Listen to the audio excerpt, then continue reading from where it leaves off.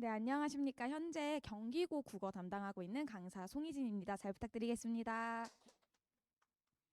애들 시험 잘 봤나요? 난리 났을 텐데 이게 이제 어느 점에서 난리가 났는지 이제 얘기를 해보려고 하는데 저는 지금 이제 경기고, 휘문고, 경기여고 이렇게 세 개를 담당하고 있고요. 일단 말씀드리면은 시험 난이도는 별 5개 중에 별 4개 정도, 그래서 중상 정도라고 생각을 해주시면 되고요.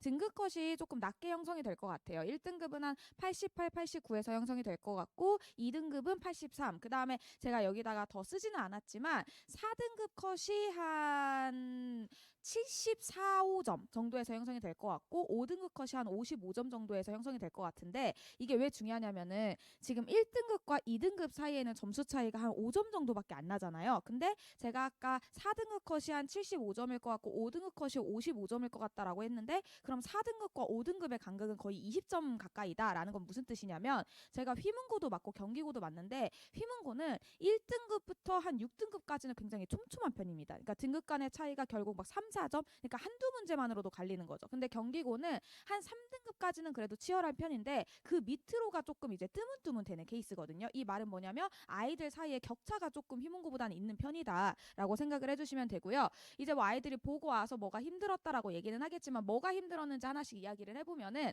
원래 아실지 모르겠지만 경기고가 국어 시험 시간이 40분이었어요. 그래서 항상 시간이 부족하다는 게 엄청 문제점이었는데 이번에는 50분을 주길래 이 40분이 너무 짧다는 얘기가 나오니까 이번에는 시간을 줄라나 보다라고 생각했는데 시간을 늘린 대신 문항수가 같이 늘어났죠. 그래서 이제 보시면은 한 2020년까지만 하더라도 객관식 서술형 합쳐서 28문항, 2021에도 객관식 서술형 합쳐서 24개, 8개니까 32개 정도였는데 이제 올해 같은 경우에는 28개, 7개니까 35개 해서 2020년이랑 비교했을 때는 거의 7문제 늘어난 거고 이제 작년이랑 비교했을 때도 4문항이 더 늘어난 거죠. 그래서 일단 시간이 많이 모자란 게 결국 문제였고요. 근데 이게 문항만 늘어난 게 문제가 아니라 혹시 어머님들 아실지 모르겠지만 이번에 시험 범위가 교과서 시험 범위만 있는 게 아니라 그 우리 3월 모의고사에 들어간 화법과 작문과 독서 지문이 시험 범위였어요. 근데 제가 이렇게 독서 모의고사를 시험 범위로 넣는 학교를 처음 맡아보는 게 아닌데 보통 새 지문을 시험 범위로 주면 새 지문을 다 넣는 게 아니라 보통 그 중에서 선생님들이 가장 괜찮다는 지문을 한두 개 골라서 문제를 내시거든요. 근데 이번에 이 경기고는 어떻게 냈냐면 세 지문을 다 내는데 한 지문에 문제 하나씩 이렇게 넣었어요. 그럼 애들은 그 한 지문을 다 읽고 결국 문제 하나밖에 못 풀면 시간 소비가 굉장히 많이 되는 거거든요. 그래서 전반적으로 문항수도 늘어났지만 지문 하나당 문제 하나씩 주면서 아이들이 시간이 많이 소요됐을 것이다 라고 생각해 주시면 되고요. 두 번째는 외부 지문을 낼 때도 있고 안 낼 때도 있었는데 이번에는 외부 지문 문항이 세 문항이 있었는데 사실 이 외부 지문 문항이 있다고 해서 외부 지문 자체를 공부하는 게 그렇게 의미 있는 시험은 아니긴 했는데 이거는 뒤에서 말씀을 드릴게요. 그래서 이번에 외부 지문이 나온 거를 보니 기말고사나 2학기에도 충분히 외부 지문은 계속 나올 수 있다라고 생각을 해주시면 되고요. 보기 문항이라는 거는 말 그대로 이렇게 지문 나올 때 보기 제시해 주는 건데 이번에 보기 문항이 하나도 없었습니다. 그래서 지금 이 경기고 경향이 작년까지만 해도 조금 수능 기조를 따라간다라고 생각했는데 이번 시험은 약간 전형적인 내신 국어의 경향을 많이 띄었다라고 생각을 해주시면 되겠습니다. 그 이유가 뭐냐면 이 보기 문항을 넣는 게 수능 문학의 기조를 따라가는 거거든요. 이 보기 문항이 무슨 뜻이냐면 저희가 아이들한테 얘들아 심청 전에 주제가 뭐야? 라고 물어보면 대부분 이제 뭐 아버지에 대한 효라고 이야기를 하고 예를 들면 또 그 이몽룡이랑 춘향이 나오는 춘향전의 주제가 뭐야? 하면 춘향이와 몽룡의 러브스토리요 이게 일반적인 주제잖아요. 근데 만약에 보기에 춘향전은 조선 후기 부정부패한 관리들을 고발하는 작품이다 이렇게 가버리면 그때부터는 둘의 러브스토리가 중요한 게 아니라 거기서 변사또가 얼마나 나쁜 놈인지가 중요해지는 거기 때문에 이 보기 문항에 따라서 그 문학을 보는 관점이 바뀌어야 되거든요. 근데 사실 이거는 내신 국어보다 수능 국어에서 되게 중요하게 생각하는 부분인데 요거를 이번에 제하고 외부 지문을 넣었는데 이 외부 지문 문제 유형 자체도 굉장히 내신틱한 거였기 때문에 제가 생각할 때 이번 학년의 기조가 약간 내신 국어에 많이 초점을 맞춘 것 같다라고 생각을 해주시면 되고요. 그래서 이제 세 가지로 정리해드리면은 혹시 아이들 시험 범위 전체 아실지 모르겠지만 지금 우리 아이들이 교과서 시험 범위가 있었고 교과서 외의 시험 범위가 있었는데 교과서 시험 범위는 문학 작품이 총 7작품이었습니다. 근데 교과서 외의 작품 수가 몇 개였냐면 13개였습니다. 그래서 교과서 외의 범위가 너무 많고 시험지 안에서 지문의 양이 너무 많았다라는 게 첫 번째고요. 두 번째는 외부 지문이 출제되지만 그 지문 자체를 공부하는 건 의미가 없었다인데 이거 뒤에서 말씀드릴 거고요. 세 번째는 디테일의 중요성인데 이게 사실 여고에서 이렇게 나오면 애들이 많이 힘들어하지 않는데 남고 학생들이다 보니까 좀 디테일하게 보는 게 떨어져서 이게 많이 힘든 이유인데, 제가 하나씩 문제랑 같이 이제 보여드릴게요. 가서 보시면 일단 많아진 범위인데 이게 선생님들마다 의견이 다른데, 저는 개인적으로 범위가 많을 때 천천히 하나씩 빼는 게 아니라 빠르게 여러 번 돌려야 된다고 봅니다. 왜냐하면 어머님들도 아시겠지만 애들이 7주가 저희가 내신 대비를 한다고 해서 7주 동안 이 누적되는 게 아니라 2주 지나면 리셋, 2주 지나면 리셋 이런 느낌이기 때문에 7주를 쭉 가져가기보다 저는 한 3, 4주 안에 최대한 빠르게 진도를 끝내고 다시 한번 돌리자, 이런 식으로 넘어가는 케이스이고요.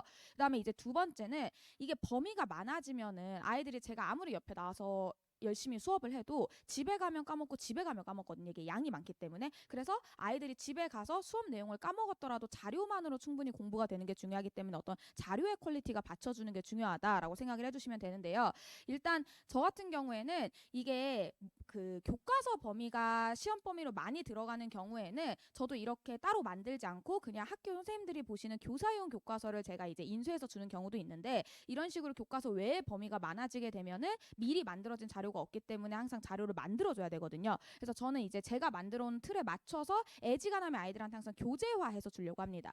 이게 어쩔 수 없이 내신이 시험 범위가 그때그때 나오다 보니까 프린트물로 나가는 경우가 많은데, 이게 뭐 보기 좋은 떡이 먹기도 좋다고, 이게 확실히 프린트물로 되었을 때랑 교재로 되었을 때 아이들이 소중히 다루는 정도도 다르고 필기해서 가지고 다닐 때 어떤 그 편의도도 다르기 때문에 가능한 항상 제가 직접 만들어서 교재화 해주려고 하고요.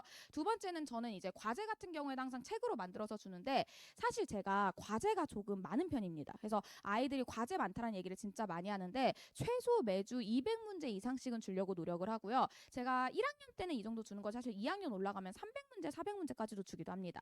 그래서 이제 검사를 할 때 A, B, C, F 등급으로 나누는데 A, B까지는 통과고 C, F는 미통과로 지급을 합니다. 근데 제가 이제 문제 수를 많이 주는 이유가 사실 1학기 중간고사가 힘든 이유는 아이들이 아직 중학교 때 습관을 못 버리고 오는 케이스들이 되게 많아요. 이제 중학교 때 습관들이 뭐가 있냐면, 보통 중학교 때는 어머님들이 채점을 해주시는 경우도 많고 학원 선생님들이 직접 채점을 해주시는 경우도 많아서 본인이 스스로 채점을 하고 오답을 한다라는 경험 자체도 많이 없을 때가 있고요. 그다음에 이 과제 양 자체도 보통 중학교 때는 선생님들이 이거 월요일까지 하고 이거 화요일까지 하고 이렇게 약간 범위를 정해주는 경우가 많은데, 고등학교에 오면은 그냥 일주일치 숙제하고 알아서 해와라고 하면은 애들이 보통 이렇게 미루다가 닥쳐서 하는 경우가 되게 많습니다. 근데 저는 그래도 많이 주는 이유가, 아이들이 언제까지 중학교 때처럼 선생님이 구몬 선생님 마냥 월화수목금 다 정해주고 다 채점해주고 할 수 없기 때문에 스스로 좀 고등 국어에 익숙해지는 시간이 필요하다 싶어서 좀 문제량을 많이 주기도 하고요. 문제량은 많이 주지만 이 B 통과하는 기준이 한 65%만 풀어오면 제가 통과를 해줍니다. 그러니까 제가 항상 문제를 많이 주는 거는 많다는 학생은 있어도 되지만 모자라다는 학생은 있으면 안 된다라는 기준이기 때문에 문제량이 조금 많게 나가는 편이고요. 그 다음에 이제 제가 시크릿 노트라고 하는 걸 주는데, 아마 이게 제가 알기로는 학원에서 홍보차 그 학교에서 한번 뿌린 걸로 알고 있는데, 이게 이제 제가 손필기 노트입니다. 그래서 보통 시험 한 일주일에서 열흘 전쯤 제공을 해주는 건데, 빨강색으로 되어 있는 거는 표현법, 파랑색으로 되어 있는 건 내용 관련된 거, 초록색은 어휘 관련된 거, 핑크색은 약간 아이들이 빠지기 쉬운 함정, 이런 식으로 이제 나눠가지고 손필기를 해서 주는 자료인데, 남학생들이다 보니까 좀 필기가 빈약한 경우도 있고요. 혹은 이제 앞반쌤, 뒷반쌤이 수업을 했을 때 살짝 다르게 필기를 해주시는 경우도 있고요. 그래서 이 모든 거를 이제 한 권으로 담아서 주는 게 시크릿 노트. 그래서 이런 것들이 아이들이 좀 많은 시험 범위를 대할 때 본인이 막 여러 프린트물을 보기보다 한 권으로 정리할 수 있다는 게 조금 장점이다라고 생각을 해주시면 되고요. 요거는 이제 제가 마지막에 희진필기라고 시험 전날에 정리를 해주는 건데, 제가 이렇게 정리를 해준 이유가, 사실 저는 이게 내신이라는 시험 자체의 폐라고 생각을 하기는 해요. 국어라고 하는 게 읽고 풀어야 되는 게 맞는데, 사실 지금 국어 시험은 아이들이 35문제 정도를 푸는데 시험 시간이 50분이란 말이에요. 근데 아이들은 OMR도 써야 돼요. 그럼 사실 한 문제당 아이들이 투자할 수 있는 시간이 1분에서 1분 30초 남짓이라는 뜻입니다. 근데 이거를 다 읽고 푼다? 이게 사실상 거의 힘든 상황이에요. 그래서 저는 시 같은 경우에는 거의 암기하고 들어가서 안 보고도 풀 수 있어야 되고, 소설 같은 경우에는 읽기는 읽자라고 이야기를 해서 마지막에 정리해줄 때 지문을 안 주고 이렇게 빈칸을 줍니다. 그래서 이 창기파랑가라는 작품을 할 때 표현상의 특징, 내용 관련된 거, 주의할 선지, 그리고 그 밑에 서술형까지 출제 가능한 애들을 써주고 빈칸을 먼저 채우라고 한 다음에 이제 저랑 같이 채워나가는 과정인데, 이렇게 지문 없이 이제 공부를 하는 과정이 좀 필요하다라고 생각을 해주시면 되고요. 그다음에 이 시험지 내 지문의 양이 많은 게 사실 이번에 아이들이 대부분 시간이 모자라가지고 못 본 친구들이 많았습니다. 더군다나 이게 앞부분에 문학이랑 독서가 분포되어 있고 뒷부분으로 가면 문법 문제가 있었는데 아이들이 앞에서부터 풀다 보니까 앞에서 시간을 다 써서 뒤에 문법 문제를 급하게 풀다 보니까 조금 많이 실수가 있었다. 이런 경우였는데 요거는 어쩔 수 없이 시간 관리를 하는 연습을 해야 되는데 저는 원래 요걸로만 시간 관리를 하긴 했었어요. 희진고사라고 해가지고 제가 학교 경향을 반영한 시험을 시간에 맞춰서 보도록 저희가 4번 진행을 했기 때문에 요걸로 시간 관리를 하려고 했는데 이번에 시험을 보니까 이렇게 4번으로는 도저히 되지 않겠다 싶어서 제가 매주 이제 클리닉 테스트라고 해가지고 리뷰 테스트를 보는데 요거는 원래 시간 제한 없이 꼼꼼히 제대로 풀어봐 였는데 이번 기말고사에서는 요것도 시간 내에서 푸는 연습을 한다. 그래서 조금 아이들이 시간 내에 촉박하게 풀었을 때 정답률을 얼마나 낼 수 있느냐에 조금 초점을 두려고 한다라고 생각을 해주시면 되고요. 그다음에 이제 두 번째는 제가 아까 외부 지문이 출제되긴 하지만 외부 지문 자체를 공부하는 게 의미가 없다고 말씀드렸잖아요. 그 이유가 뭐냐면 이번에 외부 지문이 총 3문항이 출제가 되었는데 한 문항은 서술형이어서 빼고 이 2개가 요문항입니다. 그래서 여기 보시면은 기억의 발상과 유사한 것으로 가장 적절한 것은 했을 때 여기서 나오는 기억의 발상이 역설법이라는 표현법이었습니다. 결국 이 문제는 뭐냐면 이 5개 중에 역설법이 있는 선지를 찾으세요 였고요. 그 다음에 이제 왼쪽에 A에 나타난 대상에 대한 시적 화자의 태도가 가장 유사한 것은 하고 1번부터 5번까지 쭈루룩 있었죠. 근데 어머니들 생각을 해보시면 아이들이 지금 이렇게 시험 범위를 많은데 여기서 1번에서 5번 있는 외부 지문은 학교 선생님들이 제시해 준 게 아니라 시험을 만들 때 그냥 넣으신 거란 말이에요. 그래서 제가 아무리 대비를 해줘도 나올 수도 있고 안 나올 수도 있는 복불복의 상황에서 요 문제를 풀기 위해서 제가 외부 지문을 요건 무슨 내용이고 요건 무슨 내용이고 이렇게 수업을 하는 거는 아이들 머릿속에 너무 과부하된 정보만 넣기 때문에 아무 의미가 없다고 생각을 합니다. 그래서 저는 뭐라고 생각하냐면 요런 문제 유형은 사실 이 시를 해독하는 것보다 이 발문의 의도를 잡는 게 가장 중요해요. 그러니까 예를 들면 A에 나타난 대상에 대한 시적 화자의 태도는 연민이구나. 그럼 대상을 불쌍하게 여기는 뉘앙스를 찾아야지. 그 다음에 여기 문제를 봤을 때도 기억의 발상과 유사한 건 역설법을 찾으라는 거구나 해서 발문을 읽고 의도를 잡는 게 중요한 거지 여기 나오는 외부 지문을 학습하는 게 중요한 거는 아닙니다. 그래서 저 같은 경우에는 외부 지문 자체를 수업하는 게 아니라 그 문제 유형에 익숙해질 수 있도록 매주 보는 클리닉 테스트에 저런 문제 스타일을 2문제 이상, 그 다음에 모의 평가에도 항상 2문제 이상씩 넣어가지고 이제 대비를 하겠다라는 게 이제 목표고요. 그 다음에 이 디테일의 중요성이 저도 보고 아쉽기는 한데 시험장에서 틀릴만 하다 싶었습니다. 그러니까 제가 일부러 틀린 아이의 시험지를 가지고 왔는데 요 문제가 답이 2번이었어요, 어머님들. 근데 요 2번이 읽어보시면 다 맞습니다. 근데 뭐만 틀리냐면 우리나라의 추상성을 지닌 조형의 예로 옥보, 전통강, 장신구가 있다 할 때 장신구만 아니고 요것만 한복으로 바뀌면 맞는 선지였습니다. 근데 사실 이게 지금 우리가 이미 답을 알고 있는 상태에서 보면은 저게 왜 안 보여? 라고 할 수 있지만 그렇게 약간 촉박한 시간에 아이들이 풀다 보면 이 정도는 충분히 놓칠 수 있는 것들이거든요. 그래서 선지가 딱 전반적으로 틀리는 게 아니라 어느 디테일 하나 때문에 선지가 갈리는 케이스. 또 하나 더 보여드리면요.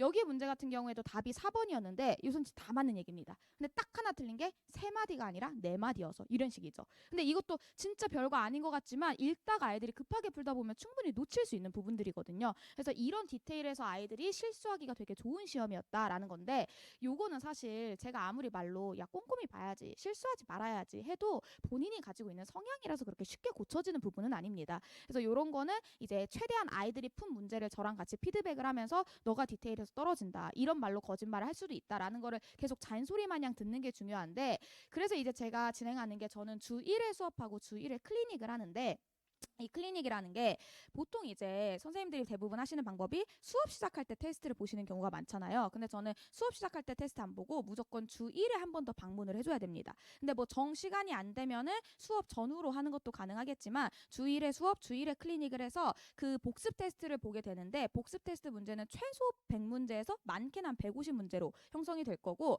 10% 이상 틀리면은 재시험이 될 겁니다. 근데 거기 문제는 서답형 문제, 서술형 문제, 객관식 문제, OX 문제 등이 있고요. 만약에 틀린 문제가 있으면 저한테 다 설명을 해야 돼요. 보통 아이들이 문제를 풀 때 시험지에 풀고 제가 이거를 OMR 같은 답안지에 옮기라고 얘기를 합니다. 그럼 제가 그 OMR을 받아서 아이한테 틀린 문제를 다 하나씩 물어봐요. 예를 들면 7번의 답이 O인데 얘가 답을 X로 했어. 그럼 너가 X로 한 이유와 이게 답이 O인 이유를 설명해봐. 해서 저랑 이제 1대1로 첨삭을 하는 건데 제가 이제 이번에 연구소를 오픈한 게 아무래도 아이들이 학원 일정이 너무 빡빡하다 보니까 일주일에 한 번 더 오는 게 조금 부담이 되더라고요. 그래서 제가 연구 연구소를 진행하고 있기 때문에 10시 이후에 진행이 가능합니다. 그래서 저는 수목금토일에는 10시부터 1시까지는 항상 연구소를 개방해놔서 아이들이 시간이 없으면 다른 학원 끝나고라도 와서 저랑 1대1로 첨삭할 수 있기를 바라고 있고요. 제가 이제 수업이 있는 시간에는 저희 조교 선생님들, 제 수업을 듣고 스카이에 진학한 조교 선생님들이 진행을 해주긴 하는데, 저는 정규 수업은 조교 선생님이랑 첨삭을 받아도 상관이 없다고 생각하는데, 내신 같은 경우에는 최대한 저랑 첨삭을 받으면 좋겠어서, 만약에 저랑 수업을 하게 되면 제가 수업이 없는 시간이거나 아니면은 10시부터 1시 사이에 집이 멀지 않다면은 와가지고 클리닉을 하면 좋겠다라고 생각을 하고요. 제가 지금 말이 빠른 거 알고 있는데 저희가 이제 시간이 제한되어 있어가지고 조금 말을 빠바바바바 하겠습니다.